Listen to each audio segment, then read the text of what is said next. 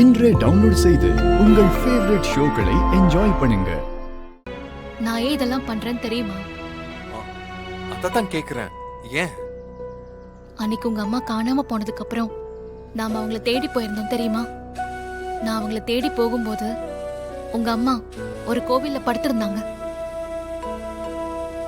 ஏன் அத்தை இங்க படுத்திருக்கீங்க, வீட்டுக்கு வாங்கன்னு நான் அவங்கள கூப்பிடும்போது உன் முகத்துல நான் இனி எப்படிமா முழிப்பேன்னு சொன்னாங்க. என்னோட வாழ்க்கை இப்படி ஆனதுலதான் அவங்களுக்கு பெரிய வருத்தம் இருக்குன்னு சொன்னாங்க. ஆனா உண்மையிலேயே அவங்க வார்த்தைக்கு அர்த்தம் என்ன தெரியுமா?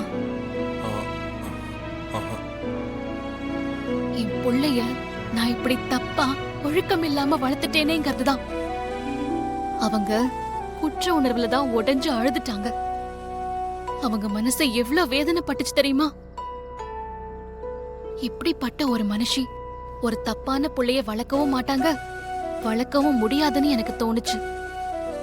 புள்ளைங்க நம்ம கண்ணு முன்னாடி பேசுறது நடந்துக்கிறது மட்டும் இல்ல, நம்மளோட கண் மறைவுலையும் தப்பா பேச மாட்டாங்க, தப்பா நடந்துக்க மாட்டாங்கிறது தான் அவங்களோட நம்பிக்கை. தான் வளர்ப்பு எப்படி தப்பா போகும்னு அவங்களால நம்பவே முடியல. இந்த வேதனை அவங்க மனசுல காலம் பூரா இருந்துகிட்டே இருக்கும். அவங்க நிம்மதியா இருக்கவே மாட்டாங்க. வெளிய சந்தோஷப்படுற மாதிரி சிரிக்கலாமே தவிர அவங்க மனசுக்குள்ள வேதனை இருந்துகிட்டே தான் இருக்கும்.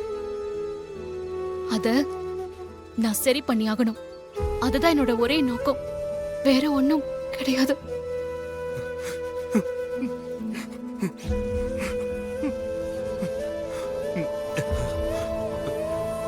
நான் என்ன பெத்து வளர்த்த அம்மாவோட நம்பிக்கையை காப்பாத்தல.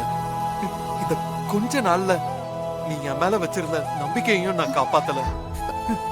விஷால், நீ இத பொய்ன்னு சொல்லலாம், ஆனா இதுதான் உண்மை.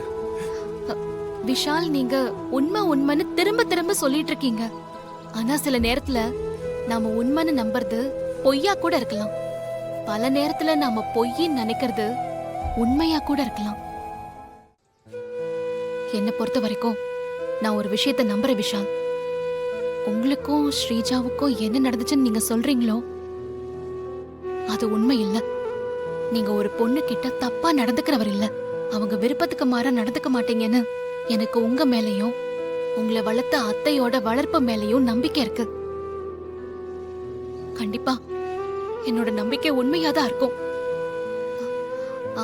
ஒருவேளை எங்க நான் மணமேடையில இருந்து எழுந்து போக மாட்டேன்னு நினைச்சு அந்த பயத்துல ஸ்ரீஜா தன்னோட சேஃப்டிக்காக இத பண்ணிருப்பாளோன்னு நான் நினைக்கிறேன். சரி, இதுக்கு மேல நான் எப்படி சொல்றதுனே எனக்கு தெரியல. நீ வேணும்னா வா, ஸ்ரீஜா கிட்ட போய் நான் கேக்குறேன். வேணாம் வேணாம் வேணாம் விஷால், ஸ்ரீஜா கிட்ட நீங்க இத பத்தி எதுவும் பேச வேணாம். இது என்னோடயே போட்டோம். அவகிட்ட போய் நீங்க எதுவும் கேட்டுக்க வேண்டாம். இத நான் பாத்துக்கிறேன். நீங்க போய் பேசினா அப்புறம் தேவையில்லாம கோவம் தான் வரும். இத பத்தி நீங்க எதுவுமே பேச வேண்டாம், விட்டுருங்க. நான் இப்பவும் சொல்றேன், உங்க மேல எனக்கு நம்பிக்கை இருக்கு.